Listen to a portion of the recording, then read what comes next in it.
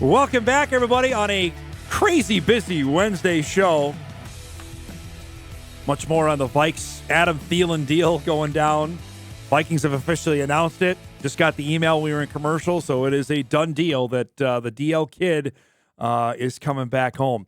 Mentioned we got that going on tomorrow night. Minnesota high school football begins. Can't wait for that.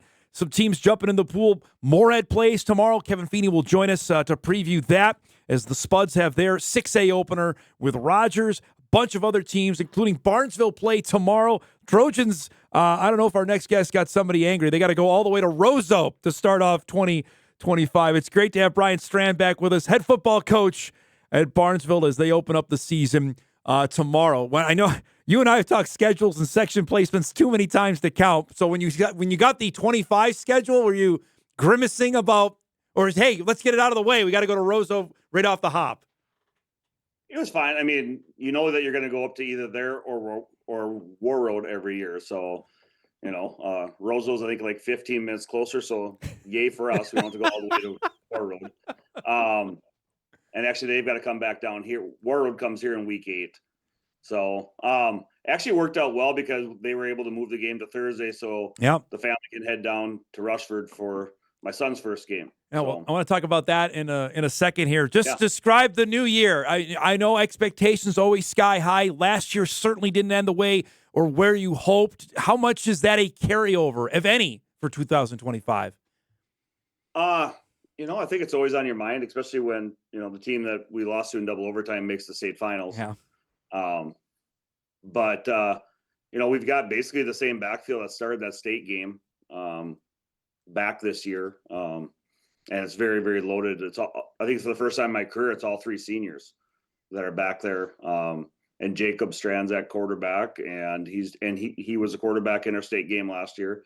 And actually, we played War Road on Roseau's field last year because they didn't. I think they said it wasn't done yet. I don't know if they just didn't want to open it up against us on that field, but it is what it is. Yeah. But we actually played at Roseau's field last year, and that's a game that Jake started because we rested Gannon. No, I mean, we get a charter bus, and it is a long drive, but it starts at 6, so that's really nice. So we'll get home probably by midnight, I hope. Always attention on this team has grown over the years with success. How, for your guys that are younger, that are grown up and seen what the earlier generations have done, how much is that a thing when you know that these are kids that have grown up, their older brothers played for you or know the success? How much you tap into that knowing we've set this now. This is 2 decades going of Barnesville football being really good. I don't know if we tap into it a ton. We talk into expectations, and what it takes. Said average is easy, it takes something extra to be good at, and our coaching staff is we got, 4 guys that are paid, and I've got 6 guys that are volunteers, and almost all of them have college experience. And coaching staff wise, I'm almost at a point where, I just go supervise what everybody else is doing. Just because they're so good. We've got some of the best guys around, and they work extremely hard at it. Actually, I got Zach Bredman, who was our state championship quarterback. He's on staff now. Wow. Adam Tonsfeld graduated college, and I guess he had to get a full-time job, which kind of sucks for us. But I called up Zach, and he was more than willing to do it. And watching him coach reminds me a lot of my cousin Nate, who passed away here a little bit ago. He learned from him. He runs around. He's got full of energy and excitement as a 20-year-old kid would be like, and our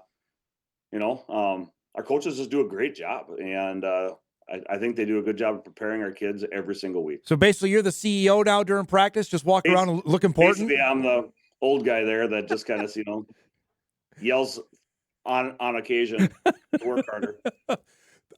Knowing expectations are always high. How do you handle that now? It's been so long. I know you welcome it, but how much especially for younger kids, they're going to get maybe their first opportunity to start tomorrow or first opportunity to play a lot.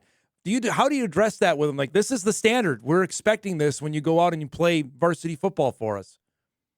I don't know if we really touch on it that much. It's just, we do talk about expectations and that we're going to play hard and, we're going to play fast. and that's our goal. I mean, and that's one thing I think that separates us a little bit, is that we're generally a pretty quick team and strong. So, I mean, teams have a trouble at times adapting to that speed. And our offense is very unique, to a point where I think teams really struggle to simulate that in practice. And we enjoy it. The kids enjoy it. Basically, if we get the lead, we're really tough to come back on. We don't make a lot of mistakes. Looking at your schedule this year, this is fun. I mean, you play two schools that are bigger than you. You've played DGF before. We've televised those games. Those are always huge. Should be again. You got Perham on the schedule as well this year. How did that come about? Basically, they redid the districts, and because a couple, DL and Fergus are no longer with those 3A teams, because they used to be a big school and small school. Last year was fantastic because our section was our district. Yep. So therefore we played every single team during the year. And now, because some teams didn't want to play other teams that were bigger, then they redistrict everything. And they tried to put the good teams and the teams that aren't up to where the DGFs are and the Hollies and things like that. So, our district schedule is basically Staples, Pillager, Holly, DGF, and Perham. We haven't played Perham my first 2 years here. I was going to say, it's been a while, right? Yeah. Howie Kangas was the coach at my gosh. at the time. Wow. And I want to say the first year we lost 50-some to 6. And then the next year we actually lost 6-0. It was a very, very close game. We had our chances in the fourth quarter, but as far as the area teams, I was kind of glad to see them back on the schedule so I can improve on my 0-2 record. These are Heart of Lake teams that you play in every other sport, so it's exciting. But the challenge in that, you've welcomed it because you've played DGF, of playing up a class. And not only once, you're going to do it a couple times. What's the challenge in that? Stay healthy. Yeah. Our goal, we want to win the district. We want to go undefeated every year, but our biggest goal is get back to state. We want to go after the title again. And to do that, we have to stay healthy. We don't have the depth. We're still over 50 kids. I think we have 52 or 53 kids on our roster. We've been as high as 69. So obviously I didn't recruit well enough last year. Get in trouble, you're going over football. No. But I'm very happy with the kids we have. I think they're working hard. They're in the weight room every single morning. And they're just fun kids to coach. I mean, that's what makes us fun after 29 years. You stressed that, the weight room part of it. We talked about this, a decade ago on my old radio show, about getting kids to come out to buy into that, because that's the lifeblood of how you've built your team to be as good as they have been over the last decade plus. What about that, especially then the new weight room opens with a new gym, how did word of mouth help on that to get more kids to come out and do that? I just think the kids have expectations, and they kind of put the pressure on the other kids. And when they don't show up, the kids are the ones that are calling the kids out and getting mad at the kids. It's not always the coaches. I ran the weight room for years and years, and then now I turned it over to Jacob Gross, who was basically a captain on our first team that went to state in 2009 and has a degree in exercise science. So, I mean, he does a fantastic job with it. And, and our kids just buy into it. I mean, for the most part, there's always some kids that don't, and that's fine. But it's tough to hide on a Friday night when you haven't been in the weight room. Yeah. It's also tough to get out in the field, right? If you haven't done it either, correct? It is. It is. I have to ask now, you're an even bigger deal than I thought. Now, are you the president of the Minnesota Football Coach Association? Is that correct? Did I see that correctly? You are correct. How about that? Tell me about that and how big of a deal this is for you personally. You haven't done this for as long as you have. Well, I mean, my dad was the president of the Coach Association back in late 90s, early 2000s. And my dad always stressed so much the Coaches Association. So when it came up that the office was open, I threw my name in and I was selected. And I served as second vice president, and now it's my year to be the president. It's just such a great organization that gives back so much to the sport of football.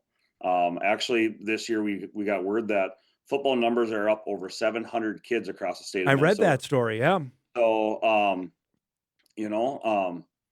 and that's good. I mean, it's a team sport. You can get a lot of kids involved, builds character. It teaches a lot of life lessons, and kids are kids one time, and they can only play sports basically now. I mean, what is it, like 95% of kids don't play on beyond high school, something like that. Yep. So it's like, this is the time to have fun and to be part of something. And football is such a team sport. It's not one individual. So, being part of the organization and serving, it's a pleasure and a huge honor for me. Does this mean you get all the complaints coming your way then? If somebody's got an issue, they're going to call you now? I haven't yet. We haven't played any games yet, though. That's we haven't played any games yet, but no, I think those generally go right to the officials.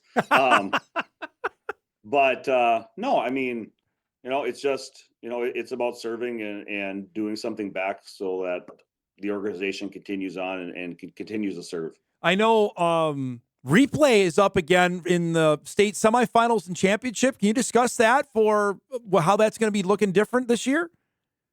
I think replay was there only on scoring plays the last few years at US Bank. Honestly, we want to see it involved at the all-state games. Yeah, because that would have alleviated a lot of our pain from last year with that system being intact. It's nice. I mean, when we won state, there were 2 or 3 calls that went to replay and upheld or whatever else. And it's nice if they have the technology there to get the plays right at such an important game that they should get them right. All right, last thing before we go, you mentioned it off the top, your coaching tree is growing even by the minute in your own family. Tell us about this with your son now taking over a new spot. Robbie is now the head coach at Rushford Peterson, and that's awesome. He went down there. He was at DGF the last few years. Actually, he was there for 9 years as the assistant basketball coach, and then he was hired last year as business teacher. And this job came up for head football and business. He applied and got the job, and I'm very excited for him. He's working hard at it. It is I don't want to be deal, but it's a really pretty part of the state.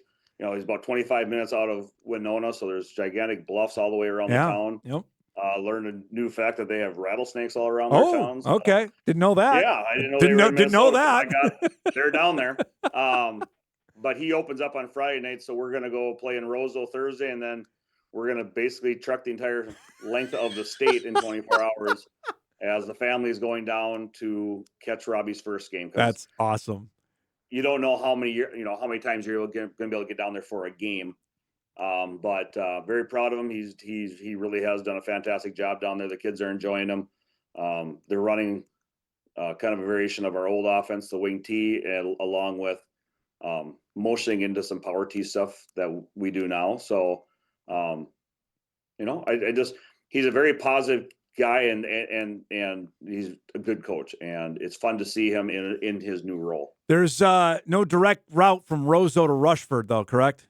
There is not a direct route. So yeah, we're going to be taking off early on Saturday or Friday morning and heading down there. And we'll see the state. That's awesome. That's so great. I really appreciate you doing this, bud. Congratulations on another great year. Good luck tomorrow night. Thanks for doing this. We'll talk soon, okay? Thanks, Dom. There he goes. Bryan Strand, head coach of the Barnesville Trojans. They open up tomorrow night at Roseau. Of course, we'll be following them fervently throughout 2025. They're loaded for bear in 2A football. Pretty cool matchups coming up down the road, too, with a game at Perham, and they'll take on DGF. The Barnesville DGF games in football have been huge. We've televised a handful of them. Always have been a lot of fun. We're overdue for a break. We'll get caught up here. We'll wrap up our first hour. Eric Burgett, head coach of Kindred, coming up in our second hour, and our Bison Media Zone 2025 debut in about 45 minutes. Back on Hot Mic right after this.